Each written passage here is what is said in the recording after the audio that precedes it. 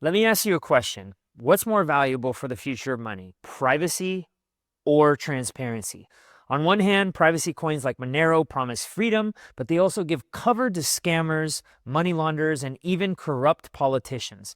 On the other hand, imagine if every transaction was transparent, we could see exactly what Nancy Pelosi is trading, which stocks politicians are buying, and even copy their trades in real time. No more lies, no more hiding. So here's the real debate. Do we want to protect our own privacy at all cost?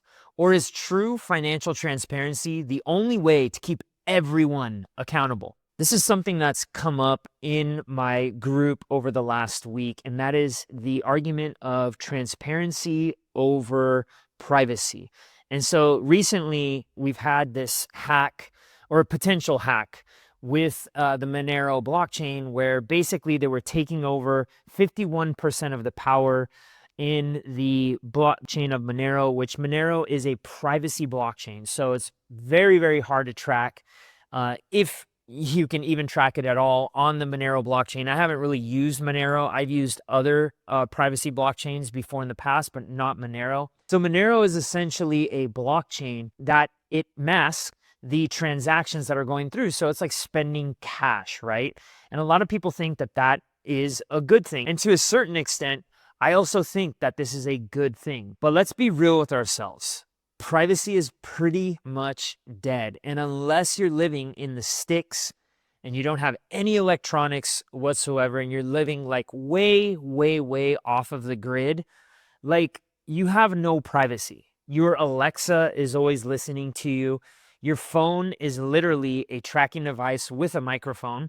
And so a lot of people are sitting there like, well, no, we need privacy and all this stuff. And it's like, privacy is gone. Like literally you are being tracked, and you've been being tracked probably for the last 12 years, if not even earlier, with like the other phones, not necessarily just smartphones, but other cell phones from before that could just simply track where you were at.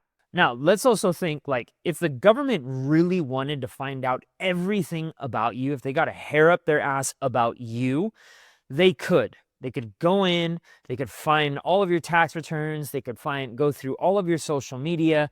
You know, they can probably pull up conversations you're having on your phone, even though they say they don't do stuff like that. It's all right there. It's all enabled them to do this. But let's be realistic, okay?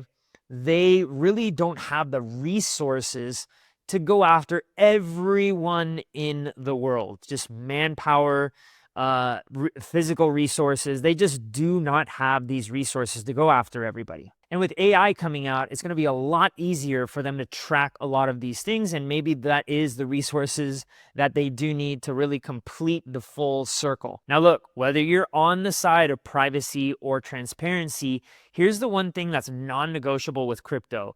You get to keep custody of your money. No bank can freeze it.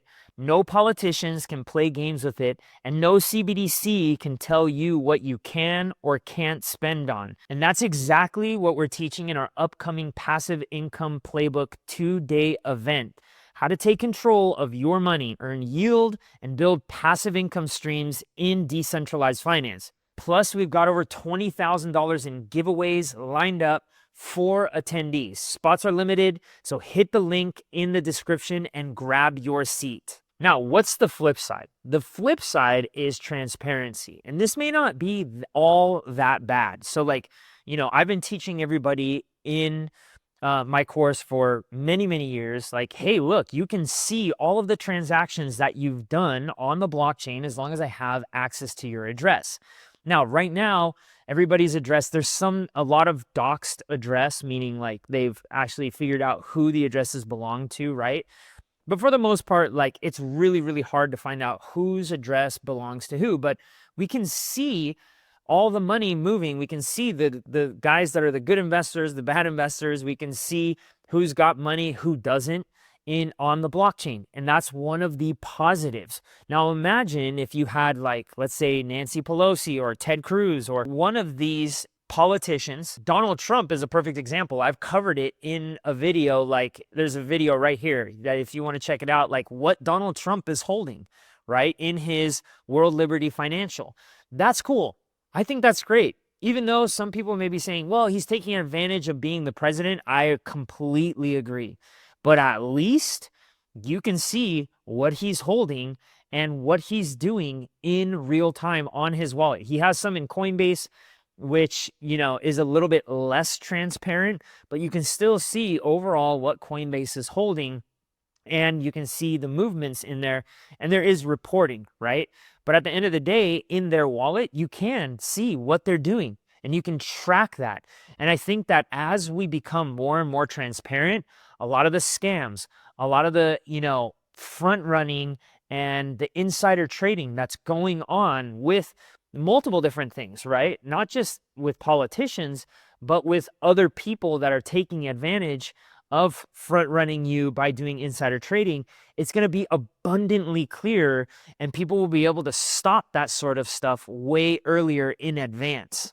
What do you think? Do you think privacy or do you think transparency is the way to go? Let me know down in the link. And what do you think? Do you think privacy or transparency is better? Let me know down in the comments section. And if you guys want to learn how to become your own bank, how to custody your own money, there's a link down below. It's August 30th and 31st. I'll see you at the event. It's going to be packed with speakers, and we're going to be giving you some crazy alpha. Get over there. You will not be disappointed. I'll see you guys on the next one. Cheers.